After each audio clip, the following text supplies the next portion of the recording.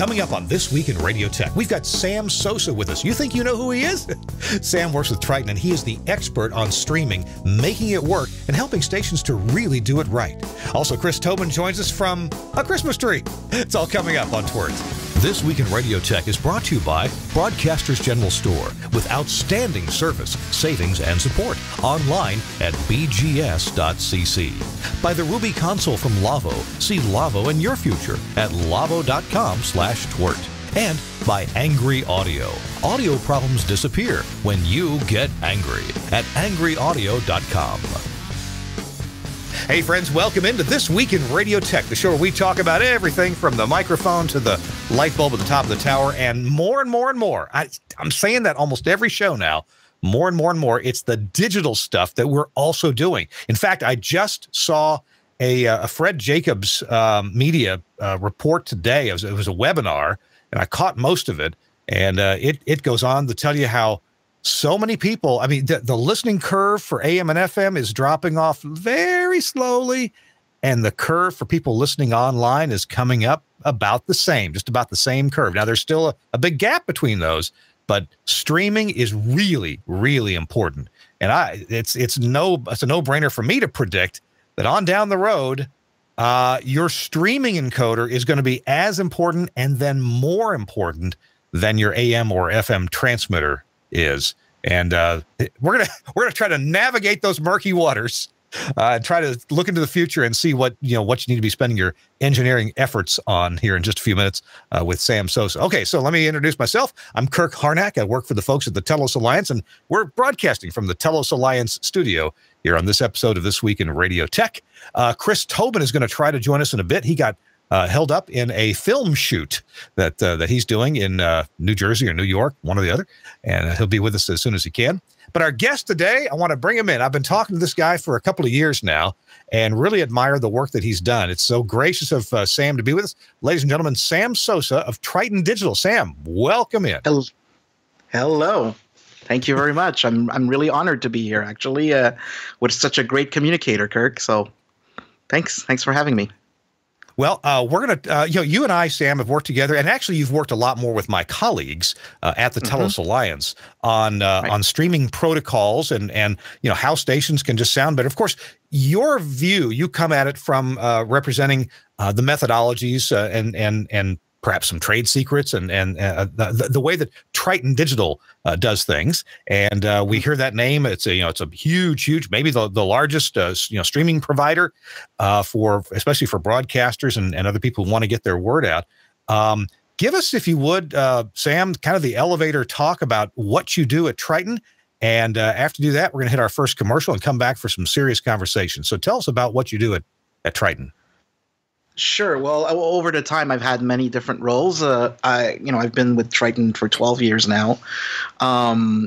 Over the time, like I said, I've had many different roles. I've played the role of product management. I've played the role of management for teams. I've played the role of sales engineer. I've played different roles. But basically, what I do a lot is talk with clients, get in with clients, discuss strategies, discuss streaming, discuss some technical aspects and some business aspects. Just really a mix of all of that together.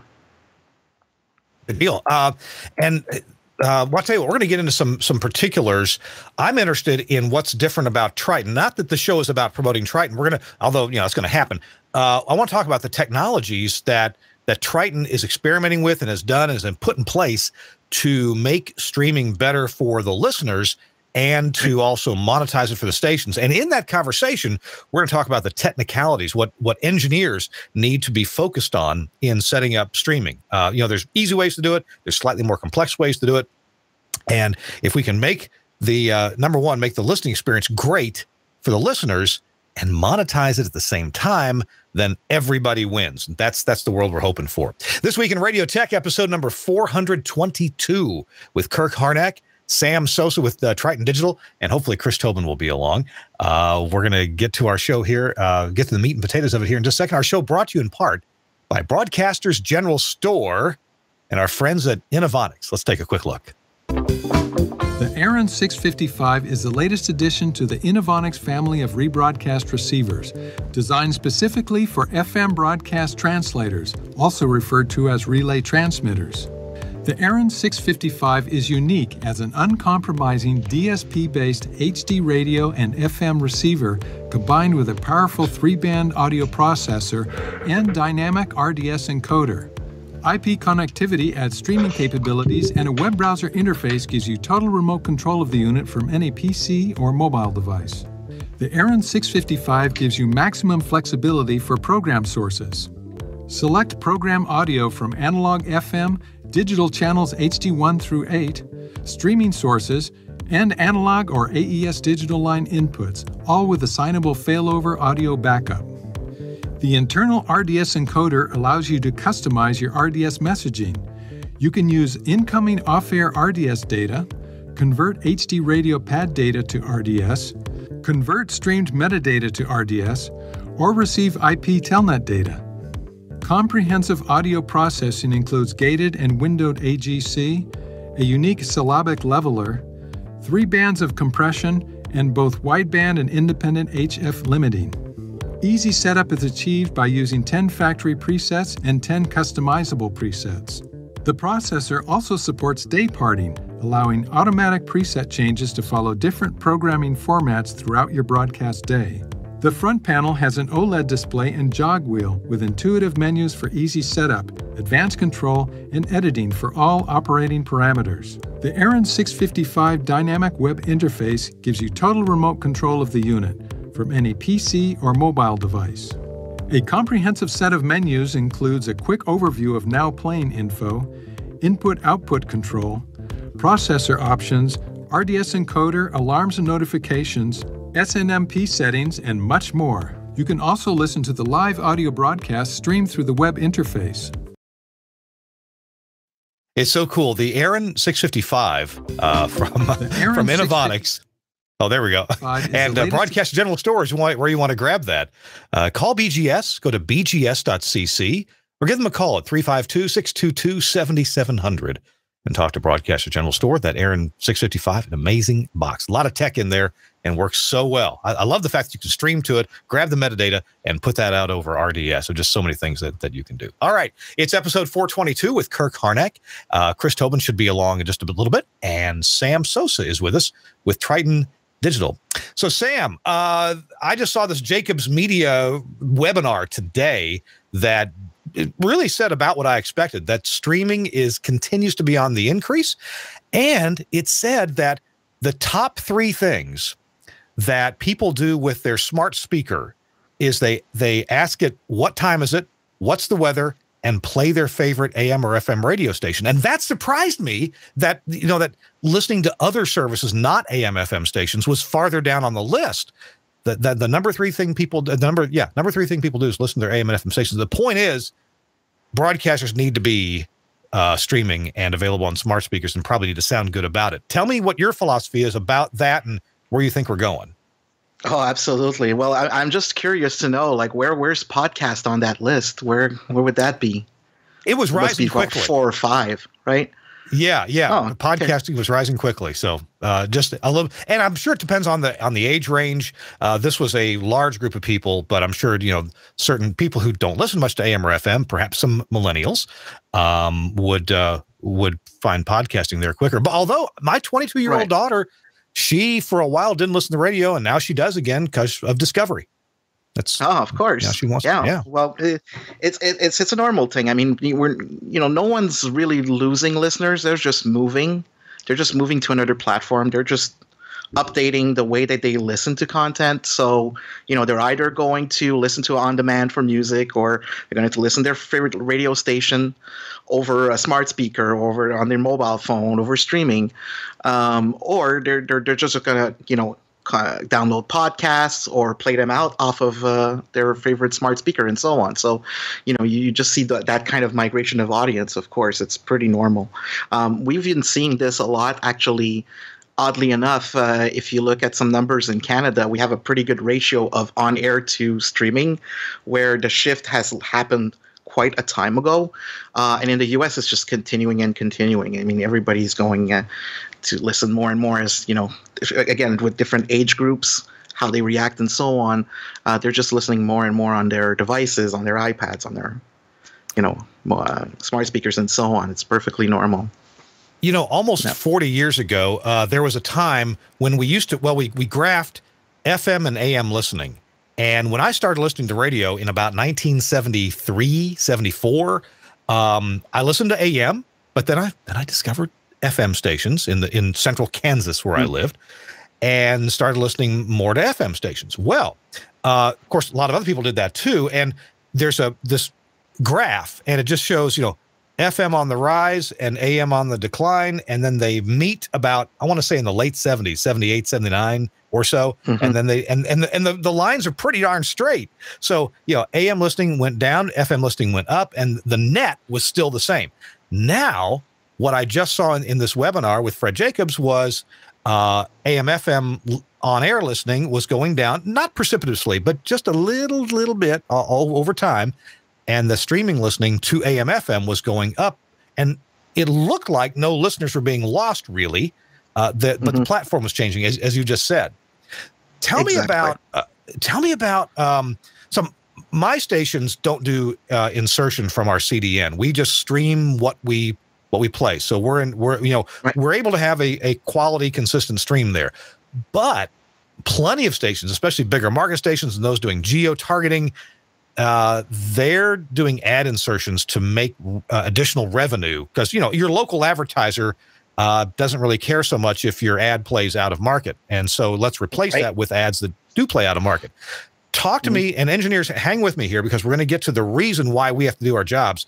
Talk to me about stations' desires to monetize their stream more effectively than just making their AM or FM signal go around the world.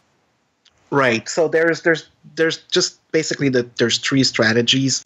So the first one is the one you explained just now, what we call simulcasting. Basically, exactly what you're going to put on the air gets encoded and gets distributed through streaming exactly in the same way. Therefore, same local ads, same content, no difference whatsoever. A secondary strategy is kind of a baby step, let's say, forward into full ad insertion, which is to do out-of-market insertion. So, like you said, the local advertiser probably does not care about playing the ad outside of the market, or, you know, there's different scenarios there, but the way that works is basically your streaming content, which is listened to by people inside of your market, will listen to the content exactly as it is simulcast. But anyone listening to it from outside of your market, so let's say someone in New York is listening to a station in Kansas, when comes the ad breaks, they'll have some different ads, completely different ad content during that time. And so the rest of the content stays the same, but the ad content is completely replaced. And then you have the all-in kind of approach where all of the ads are being subject to being replaced. And this is kind of the optimal way, especially for bigger markets, to really maximize revenue. Yeah, gotcha. And when we say maximize revenue, can radio stations really plan on this as a worthwhile source of revenue, or is it still in the experimental stages for almost everybody? Oh, it's well, again, there's a couple of threshold levels there, but when we're talking about our biggest clients, it is quite significant in revenue generation there. I guess there's almost like a reverse bell curve, if you like. You know, the really big markets will make, you know, pretty decent revenue, and then there's a certain spot where you're probably, it's pretty much the same, and then the smaller markets, you know, it might not necessarily be worth it doing full ad replacement. Although out of market replacement is really open to anyone. That's easy. It doesn't affect your PPMs. It doesn't affect anything. That's an easy solution. It's just some instant extra revenue for anyone. So talk to me, technically speaking, what are the challenges with ad replacement? What has gone wrong? And then we'll get around to talking about how your technology fixes that, and kind of how we do that. But what's the issue with things not sounding good with ad replacement technology? Well, there's a lot of historical stuff in there. I mean, we've been around for more than 10 years now, 12 years if you like. And the technology really started in the days of Andomedia, where it was a station side based technology. Some of the difficulties in those days was really just levels being all over the place. So, for instance, at the moment there's an ad insertion, the level of the ad was encoded way louder, or completely different codec, or very low quality, and then at play out that really is terrible. Some technical things where you could have literally, well, like I said, different codec. For example, if you try to play some content in a different codec connected to another piece of content, players just don't like that. They play garbled, or you start to get chipmunks and things like that. I mean, there's a history of lots of problems that have been there for quite a while. In more modern times, we got into, well, now we're looking for more quality, and people were asking to have their breaks a lot more tighter.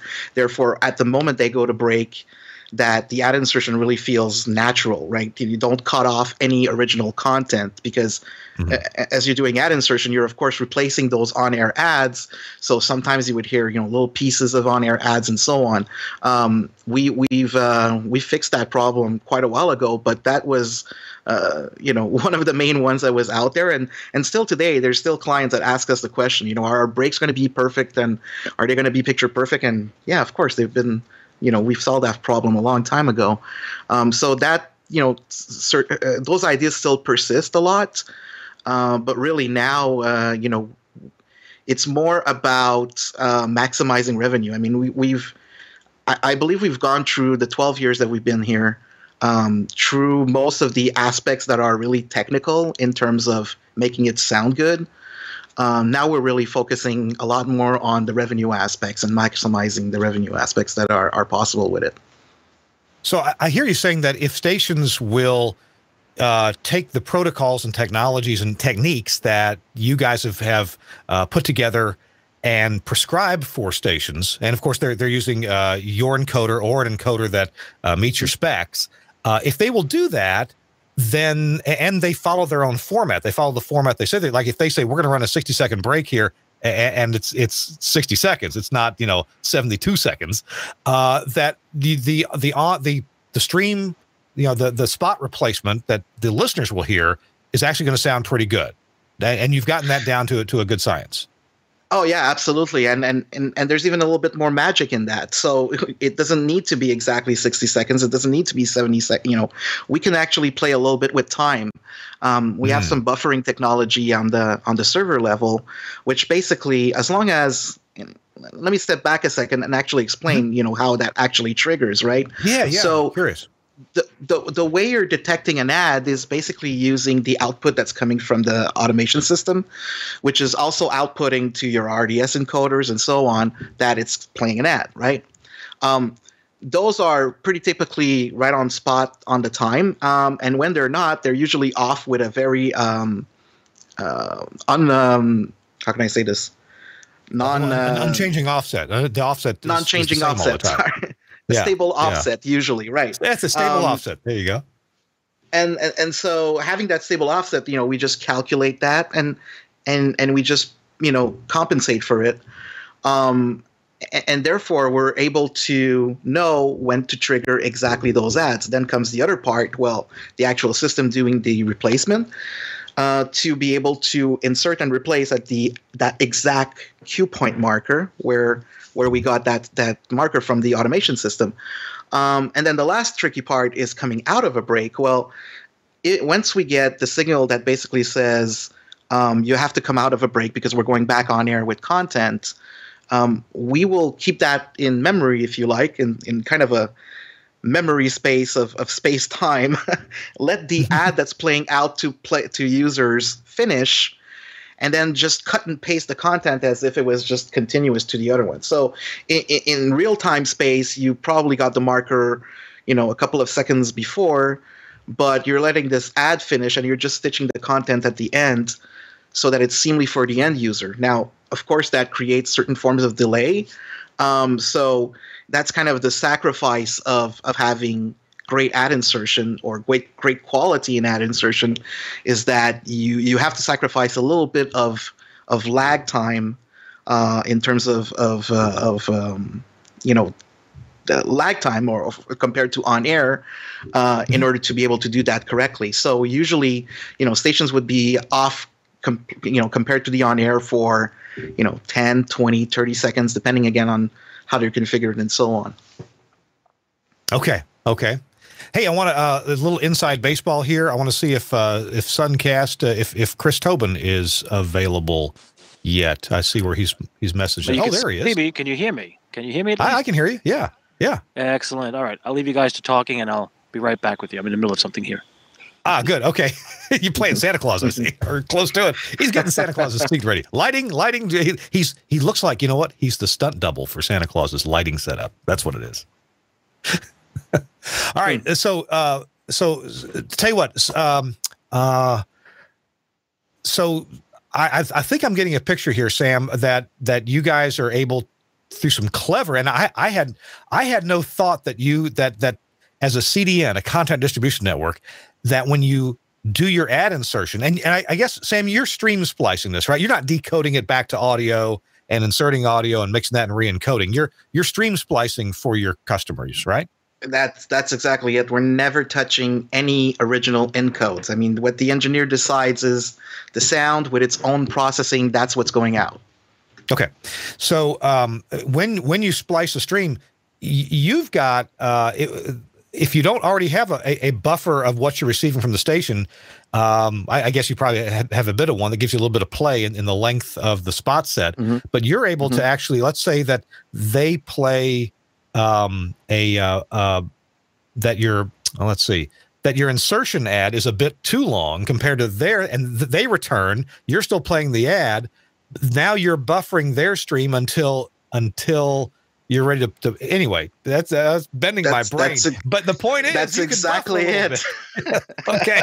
Well, that's exactly it. And we call it the buffer magic. It's pretty much, I mean, it's not magic, it's technical, but it's some calculations and there are limitations, but all of that just plays well together in our platform. It really was designed for that, because you just said, we're a CDN, but we're really much more than a CDN. I mean, we were designed for distributing audio and connecting that audio with audiences and advertisers. So, I mean, that's really what we are. We're a CDN. We're an advertising technology company, and we also have a measurement piece that we measure all of the stations across the U.S. online with webcast metrics, of course. So, that's also another piece of our business. You know what I'm comparing, so I'm trying to analogize what you guys are doing a bit with something I'm familiar with. And back in the in the early 80s, I worked at a radio station along our STL, our studio transmitter link transmitter was at the head end of a cable system. It was right next door to the radio station. And so I spent some time in the head end of the radio station. And of course, they were using all these U-matic videotape players to play back the cable insertion ads. And, the cutaway from the networks, whether it was, Turner Broadcasting or, the Nation station or whatever it was, the cutaway and the rejoin was always horrible. Just like, you're trying to watch CNN, for example, or MTV, and the cutaway and rejoins were just terrible. And it seems like the cable industry kind of solved that over time. The cut-ins that I see nowadays are much more sophisticated, and I know TV tends to operate with much more down to the split-second scheduling than radio tends to, but still, there's a factor there. But they tend, at least, well, I don't know how they're doing it now, but back then, obviously, they were at baseband. They were replacing baseband audio and baseband video, and then remodulating that to their customers. Well, in the world of perceptual digital encoding, where we're throwing away bits that we figure you can't hear, that is, AAC or MP3 type encoding, we don't want to do that over and over again. We'd like to just do it once, and that way we'll have the best quality delivered to the listener. So you guys have had the challenge of not going to baseband and then inserting and then re-encoding. You want to keep it all as an encoded digital stream, and so you do this stream splicing. And then at that point, you have less. I mean, you don't have control of the levels right then. You've got to you got to match things up. Well, I'll tell you what. Why don't you tell me a bit about that? How do you match the levels of the insertion ads with the levels from the broadcaster? How does that work? Well, so that's a good question, and it was actually challenging the first time we looked at it. I mean, how can we do that? We have to do some form of processing on the server, but if we do some form of processing on the server, we have to now decode and so on and so on. And how can we scale? And how can we? And then we looked at it from another angle and actually found a simplified way of doing this. It's not perfect. I mean, I would like it to be perfect, but it does a pretty amazing job, actually. So what we've done is we implemented loudness control. So basic loudness control, EBU R128, minus 18 LUFS, just set by default everywhere. And we gave the option to set it automatically for the publisher or to let them do the station part of it. So in a nutshell, our station manager, which is our encoder, is usually found at the publisher site. Where if it gets told that, okay, you do EBU R128 as well, it's going to normalize loudness on what's coming out of the station. So right at the encode level, it's going to normalize that. So now we have something that we control the normalization coming into our platform. And then the ads that we're inserting, we're also normalizing them to the same level. And so once they're inserted, they sound densely similar. There could be, slight differences, of course. Like I said, it's not, it's not amazingly perfect, but it sounds pretty nice, especially compared to, just levels going all over the place. And so there's that automatic option, but there's also the option, if you have pretty good control over your own processing, pretty good control over your levels, we'll actually disable the part that's on the station side, and we'll just, assume that you're going to be sending that in at minus 18 or minus 16 because we can set it on our end to minus 16. And so therefore you have control over what's coming in from your station, but we're still inserting ads at the level that, we've agreed upon basically, but while keeping some control on your end on that normalization level. So that's just one way of doing it. And the neat part of it is actually, the look ahead that we do, I believe it's set for like 1 minute. So it's not like a super long look ahead when you look at normalization. However, if there are changes, so if, someone calls our support and says, I don't like minus 18, I want to go to minus 16, for example. Once we do that change, the ads are going to start to be inserted at minus 16, but we're actually going to do that gradually. So if it's configured on the station side, gradually that setting is going to adjust itself to minus 16, while the ads themselves as well are going to adjust themselves to minus 16 over time, so that it doesn't go for the end listener jump or goes down way too much when they're listening to their station. So it's kind of neat at that level. So it sounds like in the earlier days, and for plenty of customers, you guys at Triton control the normalization that's going on at the station's encoder. But for stations that are providing you with a very consistent level, you will say, okay, if that's the way you want it, great. We will take that level and we'll adjust to that. Is that in a nutshell what you're doing? We'll agree upon, for instance, a setting of minus 18 LUFS. And so if you move it too much, well, you're the one who moved it too much. I mean, you're making that choice, right? So, and again, it's just looking at the problem from a different angle, right? Instead of going all in with full decoding and processing and, all of that on the server side, which, would be pretty hefty considering if you have 1 million streams to encode at the same time. Think about that. 1 million streams, a million processes, a million different loudness levels, a million different other settings. And we just viewed it in another way, and that's how we solved that problem. And I haven't heard about clients, complaining about that. Seriously, they're really enchanted by the way we've solved that problem. So it's great. I like the way you say that. That's a good position to be in. Our clients are enchanted by the way we solve their problem. You know how many companies would like to be in that situation? That's pretty good. You should write that down. That should be the title of one of the chapters in your book. Well, I think it's just a general thing. I mean, with our services, I mean, we try to have an attitude that's really, positive, listening to our clients, understanding what they do, but also, be consultative in all of this. Explain to them, why we can't do processing on the server side, even though we could, and so it really becomes a discussion of, I want to dream with you. I want to think about all these great solutions, and I want to make a great product. But I also have some restrictions, and those restrictions do make sense from a business standpoint and the relationship that we have. And so that's really how we, that's why our clients are really happy to be with us. I mean, that's why. Give me one more insight into the scope of because some people would say, and I might have at one point said, well, why don't I send you a stream without a lot of processing, you insert the ads, and then you process it and send it out. But if you're doing geo-targeting on ads and you've got different ads running in different markets, so here's the question. How many different versions of a station's stream might you end up sending out? And what that means is how many different geo-targeted areas would there be for ads? I know and not only the geo-targeted, because you can also have ads that are targeted almost to the individual level, right?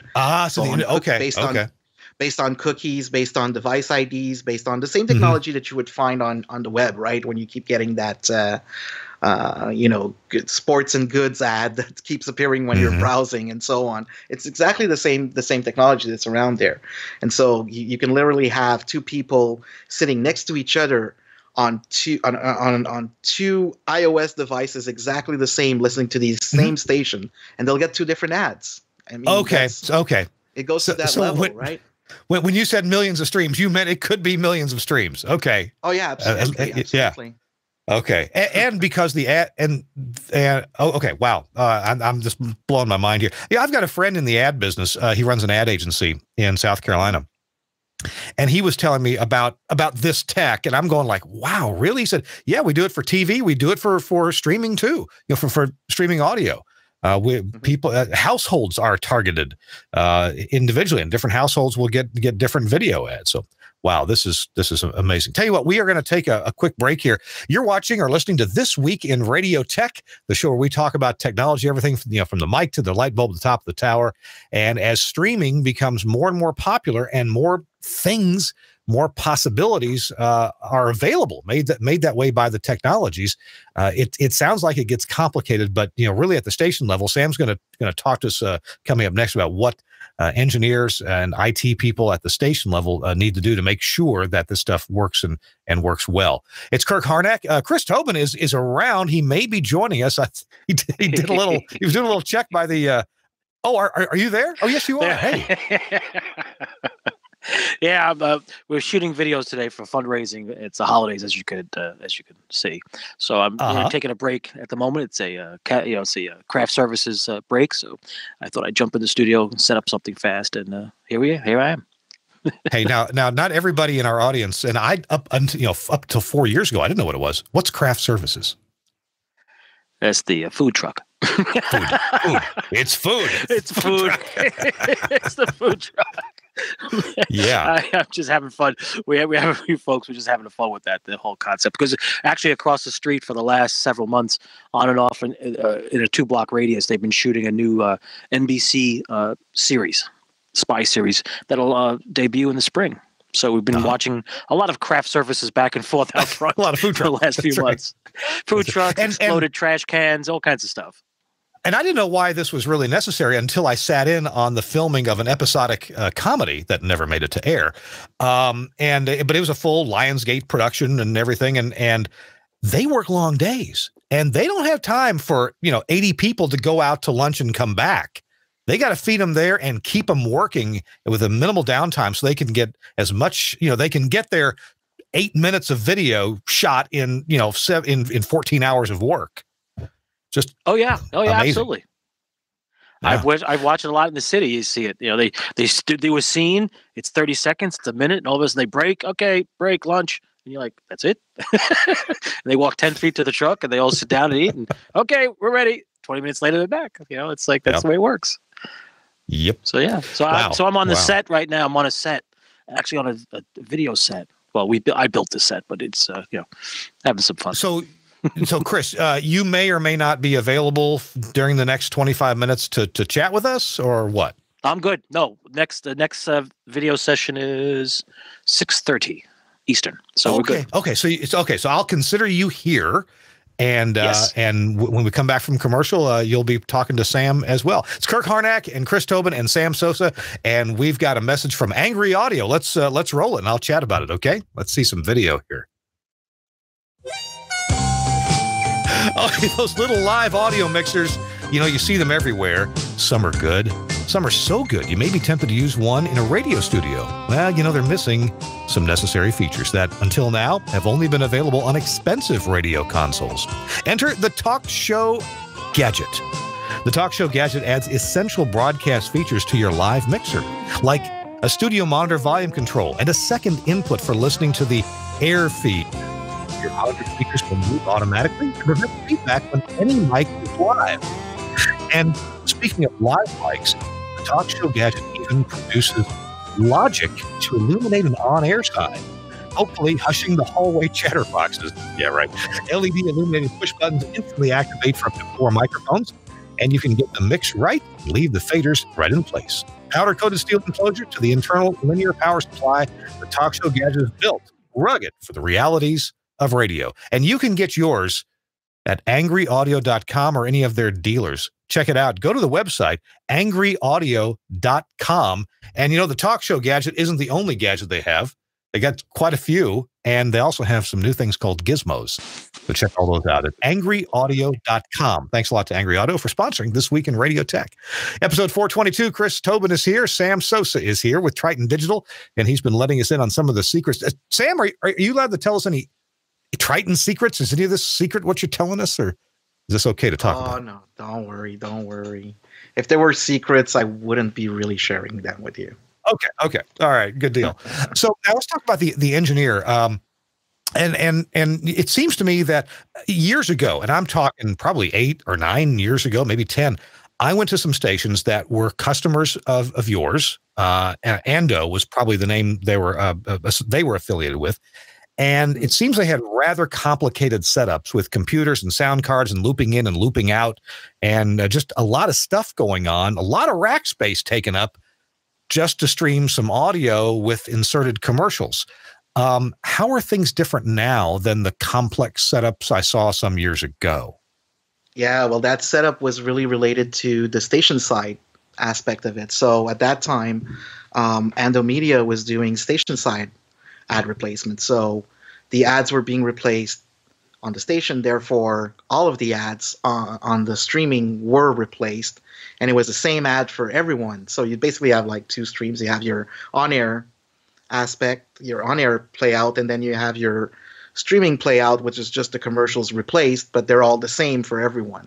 That's when we migrated later to server-side replacement. And maybe this helps explain things, is that originally where I'm from is we're in Montreal right now, and I'm originally from the Stream the World group. And what happened was that Stream the World and Ando Media would put together when Triton acquired both companies, and so Ando was doing the station side replacement and the measurement aspects of it, and we were doing streaming, but also working on some server side replacement. And so as the 2 companies merged, those technologies evolved. Okay. All right. And originally it seems that ad replacement was done due to those AFTRA contracts, where stations weren't allowed to put certain things on their streams. So they just put in anything, public service announcement, dead air, anything but the commercial. It was anything, really. It was terrible, actually.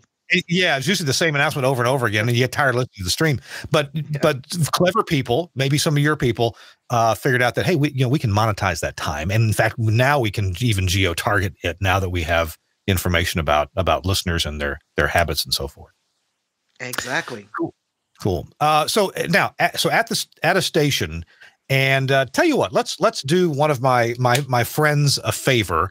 My friends at the Telos Alliance, a number of Triton's customers have are using a box that's made by the Telos Alliance called the ZipStream R2, R meaning rack mount, the ZipStream R2, and it can take a number of stereo programs coming in. It can also loop it out for PPM encoding, so you get your credit there, bring it back in for stream encoding, and then send it off to you guys. What are some of the things that an engineer installing that kind of encoder, what do they need to really pay attention to so that they are, using all of your services correctly? What's neat about the R2 is that what we've done there in working with E1, and that it was great working with E1, was that we merged our encoder technology inside of the ZipStream. So the ZipStream is really a combo of the Telos X2 software and the Triton encoder that's bundled inside.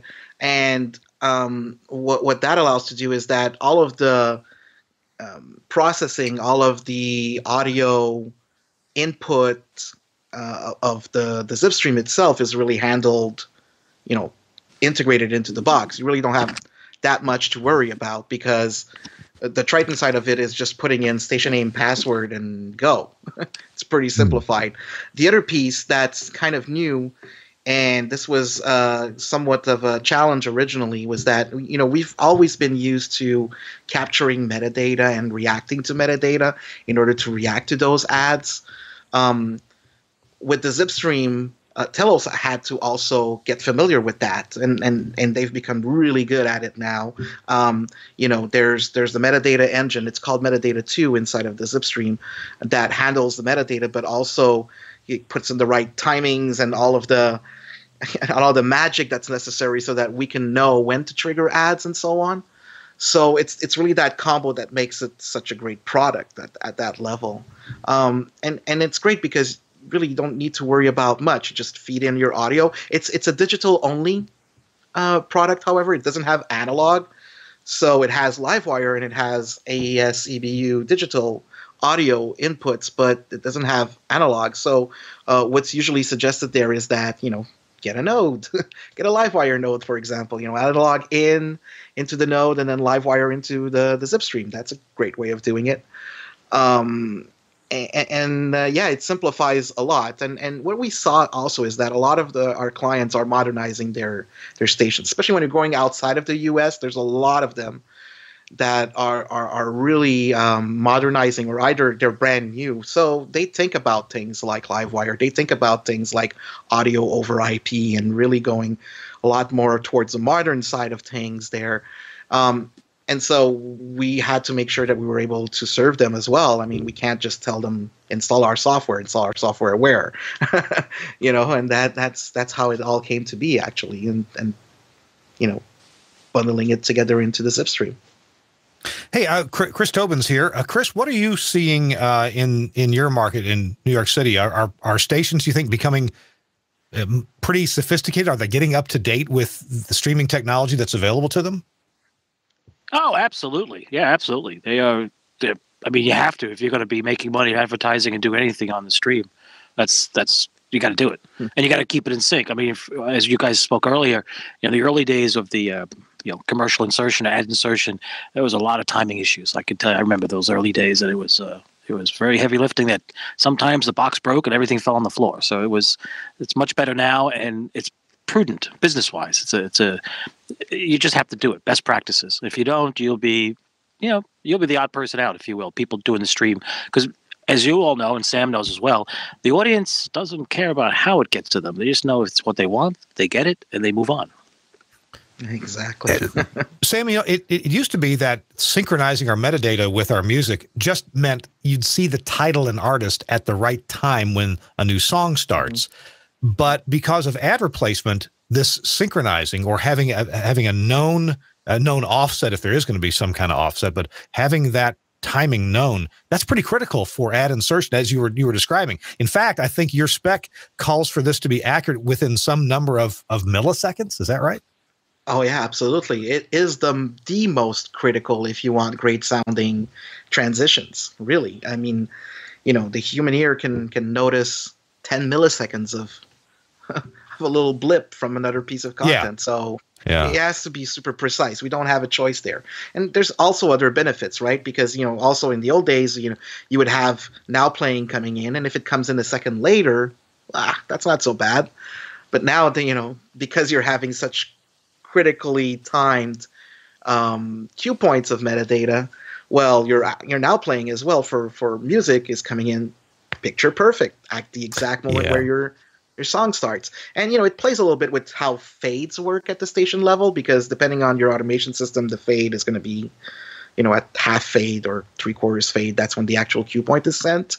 So that could be a little bit tricky with ads, and this is where we work with our clients to look at how we can work those transitions so that they're not so hard cut or so on. But for music, I mean, it's picture perfect. It just looks and sounds great if someone is looking at. Actually, I don't. If there's a crossfade and the name of the next song appears on my screen an instant before I actually can hear the song as it fades up, I'm thinking of the Christmas song that starts out with the violin so softly, but the file started before you really started hearing the violins. Here's my point: if I see that name of that song before I really hear the music, I love that, because then I'm with somebody, we're driving the car, and I see the words on there, and I think, oh, this is one of my favorite songs, and it really hadn't started yet. See, I can fool my passenger. I can fool the driver. Say, oh, this is a great song. You're gonna love this one. This is one of my favorites. What do you mean? Oh yeah, I hear it. How'd you know I was gonna play? Well, I'm reading the screen. So that's what I like about. That's a good trick. I gotta remember that one. So when the file starts, or when I guess you obviously for now playing data, that file starts, and that's when you want to see that data. When you're breaking for a commercial, are you where is the code that says I'm a commercial coming from the commercial itself, from the metadata program type or something?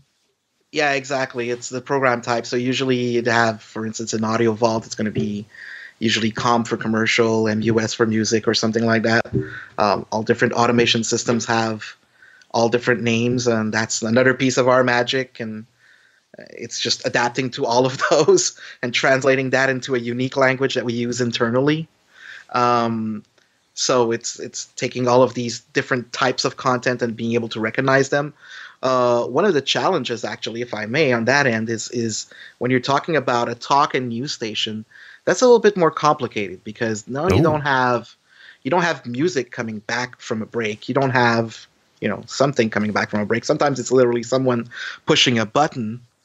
I mean, so in cases like that, we have to implement something what we call an end break. So an explicit signal that basically says, "Hey, the break just ended," and so that our systems know that they have to stop inserting, or finish this last ad and then go back to content. So that's really important. That's like a super other critical piece there. Is for talk and news stations that don't necessarily have music coming back from break, or specific jingles coming back from break, or sweepers, or so on. We need to work out a way, and usually it's just the worst case is really like a 0.05 milliseconds content, or like a ghost content that's just basically there to put a marker so that we get that cue point telling us to end the break. Chris Tobin, you may remember what I'm talking about here. I've been chief engineer of a number of small stations that were a news talk format. Took a lot of satellite programming. We still do. One of my stations, WNIX in Greenville, Mississippi. We take a lot of satellite feeds, and so often satellite delivered shows depend upon a human being to push a button for the affiliates to start their break, and push another button for affiliates to rejoin from their break. And this is so fraught with the possibility for errors, which means there are errors, and you miss a break, or you don't rejoin when you should, and there's just all kinds of problems. And Chris and Sam, one of the best solutions to this, we noticed that the Kim Commando show always ran perfectly, just perfectly. The breaks were perfect, and the rejoins were perfect, and the IDs were perfect, and we wondered how is the producer of the Kim Commando show doing this so perfectly? And we asked one time, how do you guys do this so perfectly? Oh, well, that's because this was back in the days of 25, 35 hertz tones. We asked, and they said, well, the first thing in every spot set is a 25 hertz tone. And the last thing, and it's a file that plays. And the last thing in every spot set is a 35 hertz tone, and it's a file that plays. And so we don't have any choice about it. It's going to be perfect. Wow. How smart is that? So that's what we're doing the equivalent of that now, Sam, right? Yeah, exactly. And well, even in the more modern ones or semi-modern ones, it's GPIOs, for example, right? Not 25, 35 tones. Yeah. And tones. The tones are there. And if you're getting it from other sources a little bit more digitally, it would be certain pieces of metadata inside of an MPEG-2 transport stream or something like that. So there's so many ways of getting it. If you actually look at the details, there's always a way to solve that kind of problem. Yeah. Yep. Hey, you know what? Unfortunately, we have a hard out time here of just a few minutes away. We're going to take our last break, and when we come back, Chris Tobin. Chris doesn't know this yet. But he's got some experience with this. Chris Tobin and Sam Sousa are going to chat for a minute about one of Sam's favorite things, a hobby of Sam's, and that is software-defined radios and kind of where things are with that now. I think Sam has played with some much more sophisticated SDRs than I have, and Chris and Sam are going to chat for a few minutes about that. So you don't want to miss it. SDRs are really cool. Where it's happening, they're getting better and better, and you're going to find those things in more and more pieces of equipment that we use in broadcasting and test and all kinds of stuff like that. So you hang on. Our show is brought to you in part by our friends at Lavo. We'll be right back. There has probably never been a better time in history to buy a new radio mixing console. Today's consoles are more sophisticated than ever, with more features and functions than you can shake a stick at. But have you noticed how complicated they are? There's a sea of knobs and switches and displays and buttons. Some of them look like you might need a pilot's license to do your show. Well, a board doesn't have to be complicated to be powerful. Just look at the new Ruby mixing surface from Lavo. The first thing you notice is how smooth and streamlined it is. Ruby has lots of cool tech, but what it doesn't have is that confusing ocean of buttons that clutter things up. Now, we all know that there are some console features the jock only uses once in a while. So why dedicate controls to them? Ruby fixes this problem by moving those once-in-a-blue-moon controls to a touch-sensitive, customizable GUI that happily shares screen space with your other studio software, helping you fight control room clutter. Thanks to this design innovation, talent that use Ruby produce smoother shows with less errors. Controls that are used the most fall naturally to hand, while functions that rarely need adjustment are easily controlled with just a couple of clicks in the context-sensitive GUI. And Ruby has cool features you won't find on other boards, like Auto Mix, an intelligent gain writing function that guarantees the perfect mix for multi-mic morning shows and call-in segments. Dual mode snapshots that instantly switch the motorized faders between on-air and production modes, and enough DSP and I/O options to make even your pro sound pals green with envy. And because quality is as important to Lavo as it is to you, every console is proudly built to fanatically precise standards at Lavo's own factory in Germany. If you're ready to declutter your control room, do yourself a favor. Check out the new Ruby and the other cool Lavo radio tech at www.lawo.com/TWiRT. That's a great URL to go to as well. When you go to Lavo, be sure you add the /TWiRT there, lavo.com/TWiRT. That takes you right to the radio stuff and bypasses all their other stuff. You can go look at the other stuff, but it takes you right to their radio stuff. And it lets them know that we sent you, and that's real important. So thanks a lot to Lavo for sponsoring This Week in Radio Tech. All righty, we're broadcasting live from the Telos Alliance studio. That's where I am in Nashville, Tennessee. Chris Tobin's along with us in the Christmas wonderland that he apparently lives in now. And Sam Sousa with Triton Digital is with us. We've only got a few minutes left, and I'm going to turn a few minutes over here to Chris and to Sam about this. You two chat, and I'm going to listen and learn about software-defined radios. Just dive in. Just dive in. Okay. Well, I'll start off with the two that I've been playing with are using. One of them is from a company called Kaltman Creations, and it's a SDR, that's designed, it has software attached to it that is used for intermod measurements, wireless mic spectrum testing, and it's called, let's see, I was just using it back in September. Actually, pretty cool. You just plug it into a laptop and the software, and it calls up the spectrum, and you type in the frequency. It's 60 megahertz or 470 or 680 if you're doing wireless microphones. And that's actually, I was doing a wireless microphone project and looking for spectrum for people to work with and figure out what's in the spectrum. And it was all SDR. It was the wildest thing. It's a small little, it's like it's not even larger than a candy bar, if you will, a little thicker with the battery. And I was able to go through the spectrum, and you can click to listen to the RF point. You can see the full thing. You can record it. Actually record the spectrum and play it back later. There's a whole few things. But if you want to know more about it, because I don't want to take up all of Sam's time, Cultman Creations, it's called Invisible Waves, and it's RFU is one of the other products, and well worth looking into, and the price point's even better. And I use it now 6 times, and one of them was up at the World Trade Center doing some RF measurements for the HD TVs, and pretty cool stuff. Sam, your experiences with SDR? There's so much stuff to do with an SDR, and I'm taking it really more from an amateur level, less than not using it really professionally, but more from just an amateur level, just discovering what's on the spectrum. And you said it, just figuring out, for instance, you have a couple of wireless microphones, you want to know, hey, where are they colliding and so on. You can verify them on the spectrum. You can make sure they're transmitting at the frequency that they say that they're transmitting to. You can monitor it. There's so many little things you can do. I've been playing a lot with the basic ones are, of course, the RTL SDRs, a $20 piece of equipment that allows you just to browse the spectrum and listen to it, which is already super great.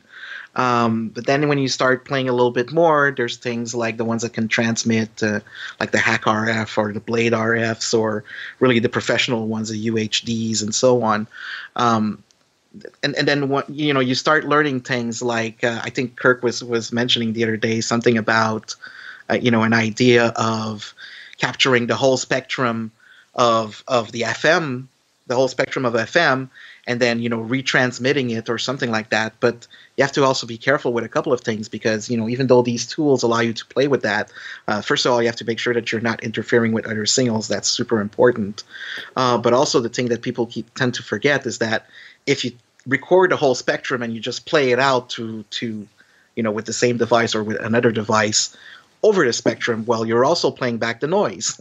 You're also playing back what's between those spaces and so on. So that's actually, you're transmitting power with noise. So that's not a good idea, generally speaking. It was a theoretical, mind experiment, not intent. But you could, you could, if for example, and you could go to a place where there's no RF now, like, if we could ship, a few 3 gigabits per second to Mars, we could retransmit the New York radio market on Mars.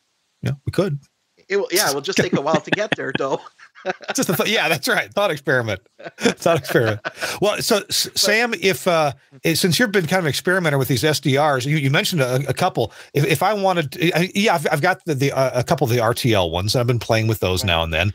Don't have a good antenna on them though, and I need that. What's a little step up to play with an SDR and some software?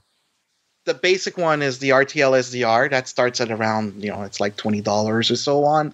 I like the ones that come from the RTL SDR site. I'm not promoting them, but it's just that they've put in, some pieces of equipment in there, like crystal, so that it's less temperature sensitive, so that it doesn't drift when you're tuning in frequency. That's great.